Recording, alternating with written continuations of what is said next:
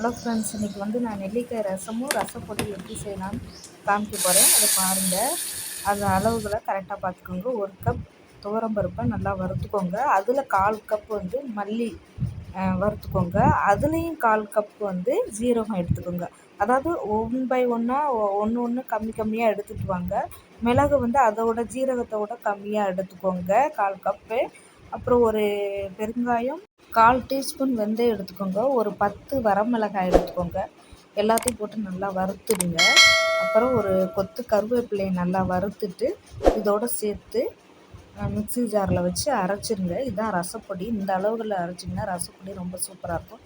இப்போ நெல்லிக்காயை ஒரு 5 போட்டுக்கிட்டு, தக்காளி 1 போட்டு, பச்சை மிளகாய், கருவேப்பிலையை போட்டுக்கலாம். போட்டுட்டு இதில் தேவையான அளவு தண்ணி ஊற்றிக்கிட்டு மஞ்சள்தூள் போட்டுக்கோங்க.